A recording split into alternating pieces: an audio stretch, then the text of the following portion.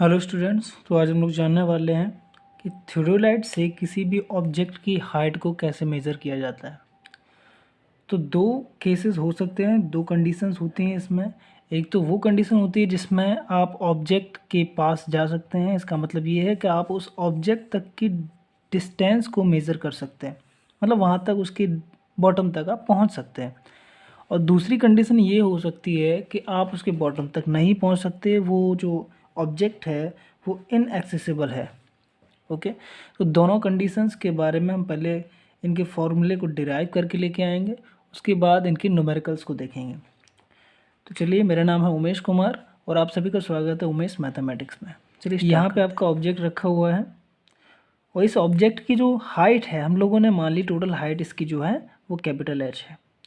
और यहाँ पर आपका ए पॉइंट पे थियोडोलाइट रखा हुआ है।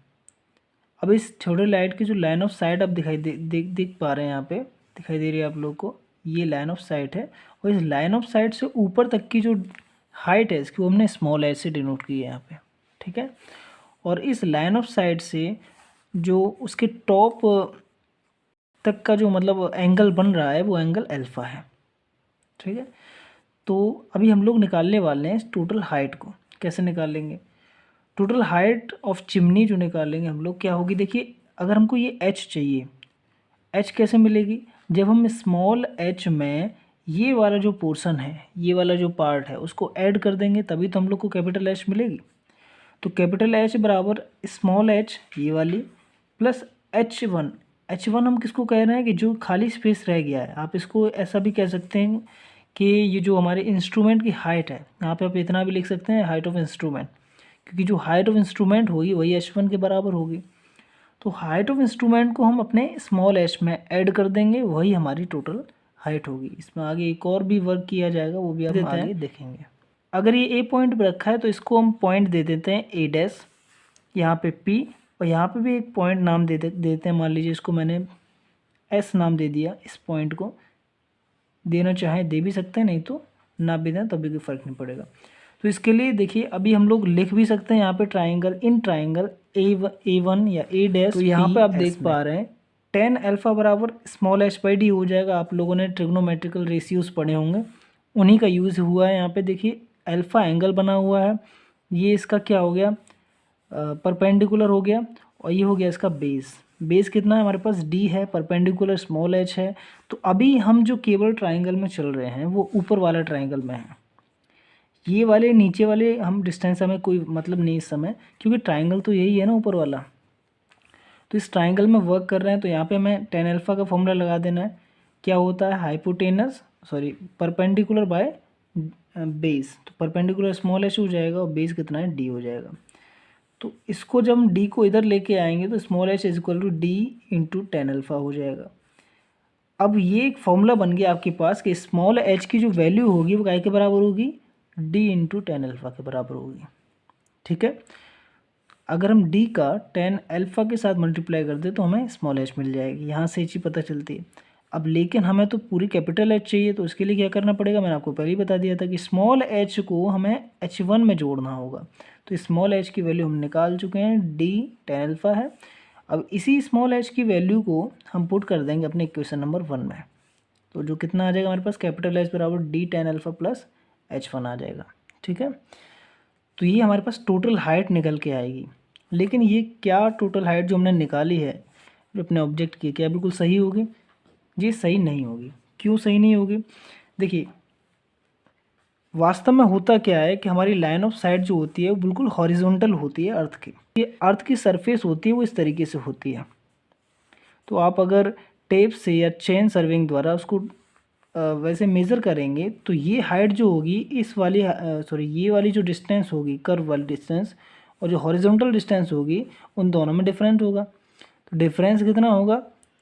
देखिए, ये वाली जो आपने डिस्टेंस मेज़र करी है, जो कर्व वाली होगी अर्थ सरफेस की, वो ज़्यादा होगी, और जो हॉरिजॉन्टल वाली है वो कम होगी। तो यहाँ पे एक एरर बन जाता है। उस एरर को ख़त्म करने के लिए हमारे पास एक फॉर्मूला होता है, स्मॉल आर, या इसको सी भी बोल सकते हैं। Small R is equal to 0.0673 into D square. D यहाँ पे क्या है? डी है जो आपकी हॉरिजॉन्टल डिस्टेंस थी आपके इंस्ट्रूमेंट से लेके उस ऑब्जेक्ट तक की, उस डी को आप यहाँ पे पुट करिए। और एक चीज़ ध्यान में रखनी है आपको, जो डी होगी वो हमारी किलोमीटर में ही होनी चाहिए, ठीक है। तो डी की वैल्यू में यहाँ पे पुट करेंगे, इसमें मल्टीप्लाई करेंगे तो हमको जो एरर जो भी है उसका वो मिल जाएगा। अब एक चीज़ आपको ध्यान रखनी है, if targets distance is more than 200 metre, यानी कि अगर आपका जो टारगेट है, इसको हम टारगेट भी कह सकते हैं, जो भी ऑब्जेक्ट है हमारा, अगर ये इसकी डिस्टेंस हमारी 200 मीटर से ज़्यादा आती है तभी हम उसका एरर डिफाइन करेंगे, तभी उसमें जो एरर होगा वो डी की वैल्यू से अगर ज़्यादा आ रही है 200 मीटर से, तो हम इसका फॉर्मूला लगा के उसमें ऐड कर देंगे। ज़्यादा कुछ नहीं करना है, कैपिटल एच निकालने के बाद, ठीक है, जो कैपिटल एच आपने यहाँ पे निकाली, उसमें बाद में आपको क्या करना है, जो आपका जो आर निकल के आएगी यहाँ से फॉर्मूला लगाने के बाद, जो एरर निकल के आएगी उसको इसमें जोड़ देना है। एक चीज़ आपको ध्यान रखनी है कि दो कंडीशंस इसमें भी बन सकती हैं, वो आगे आपको पता चलेगा। इसमें अगर अपवर्ड एंगल है, कहने का मतलब अर्थ सरफेस से, या आप ऐसा कह सकते हैं कि लाइन ऑफ साइट से ऊपर की ओर एंगल बन रहा है, तो उस एरर को हम हाइट में जोड़ते हैं, जो टोटल हाइट निकल के आती है उसमें जोड़ते हैं। अगर लाइन ऑफ साइट से हमारा एंगल नीचे बन रहा है, डिप्रेशन एंगल बन रहा है, ठीक है, तो उस कंडीशन में हम इस अपने एरर को माइनस कर देते हैं, ठीक है। तो इस टाइप के न्यूमेरिकल आएंगे, आप उनको देखना ध्यान से। तो फर्स्ट कंडीशन हमारे यहीं तक होता है, छोटी सी है, यही फॉर्मूला होता है जो हम यूज़ करते हैं, केवल आर को उसमें ऐड कर देते हैं, आपकी टोटल हाइट निकल आती है ऑब्जेक्ट की। ये सेकंड कंडीशन होती है व्हेन ऑब्जेक्ट इज़ इनएक्सेसिबल, यानी कि जब आप ऑब्जेक्ट के पास पहुंच नहीं सकते, वहाँ तक की डिस्टेंस को आप मेज़र नहीं कर सकते, तो उस कंडीशन में क्या करना चाहिए।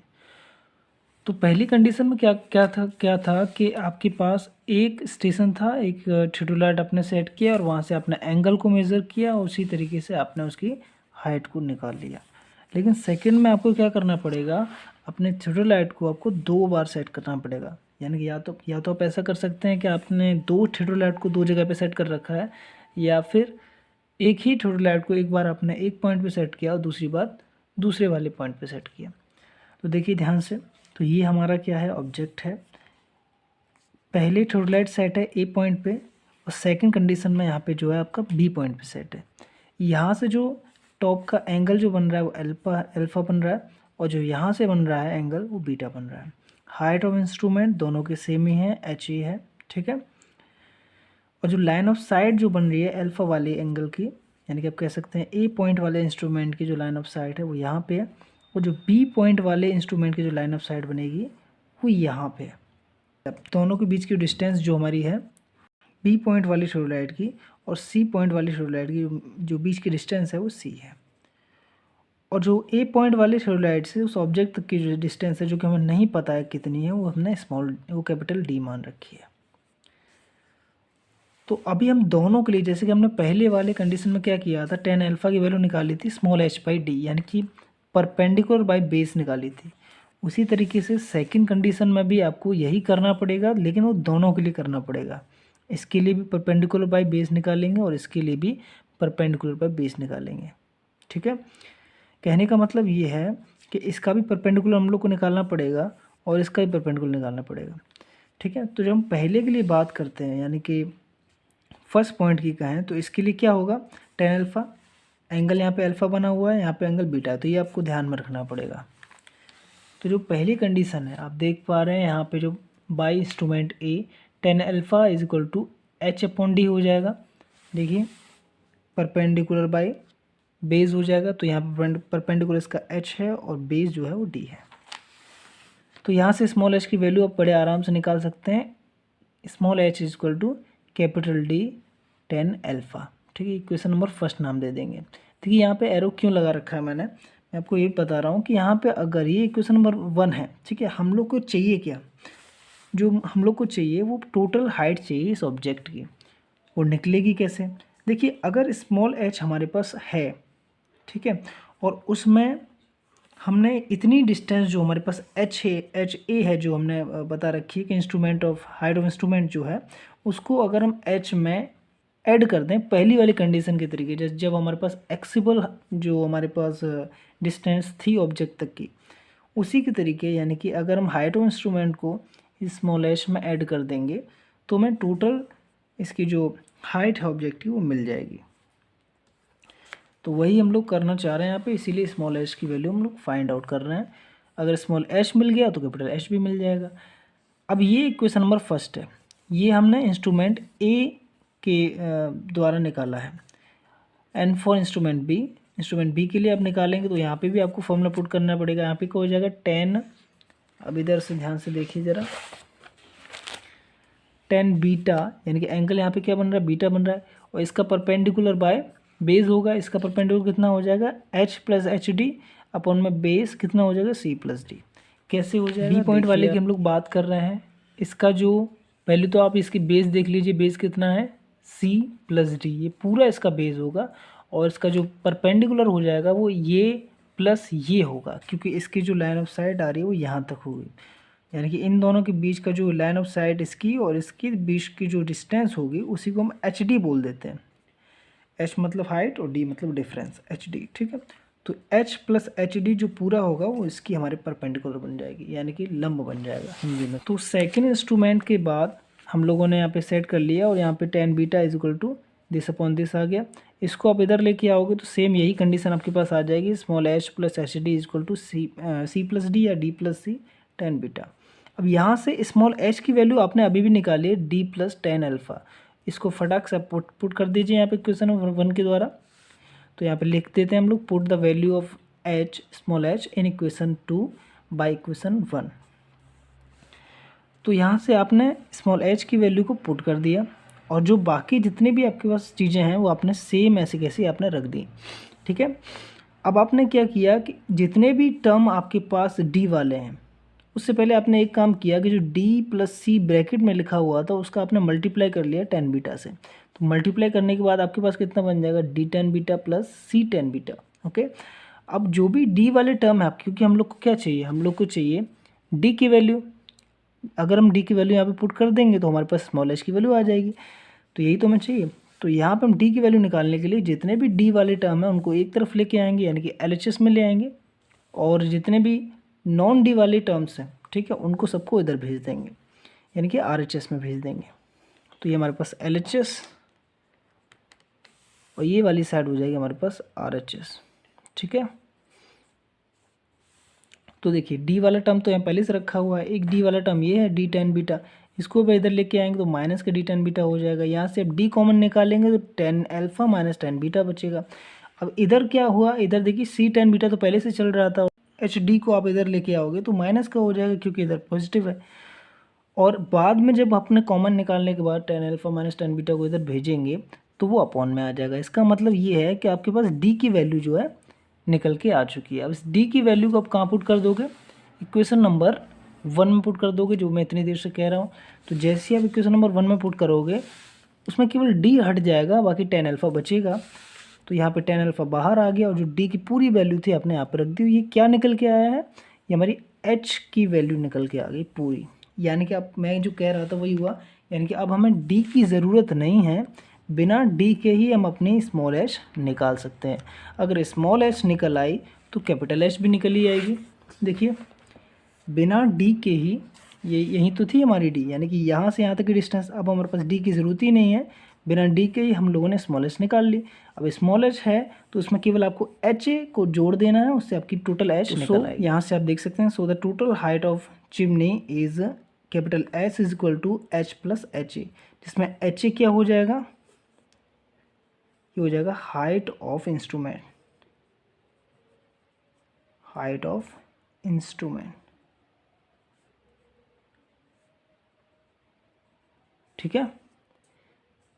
समझ में आ गया होगा आप लोग को। एक नोट में एक चीज़ और लिखी हुई है, if height of instrument B is greater than instrument A then, यानी कि अगर, जो मैंने आपको अभी भी बताया कि अगर जो इंस्ट्रूमेंट बी है उसकी हाइट, यानी कि अगर उसका प्लेस ऊपर होता और इंस्ट्रूमेंट ए का जो प्लेस है वो नीचे होता तो उस कंडीशन में क्या होता कि जो फॉर्मूले में हम लोग देख पा रहे हैं ऊपर प्लस लगा हुआ, बस उसकी जगह क्या हो जाता, माइनस हो जाता।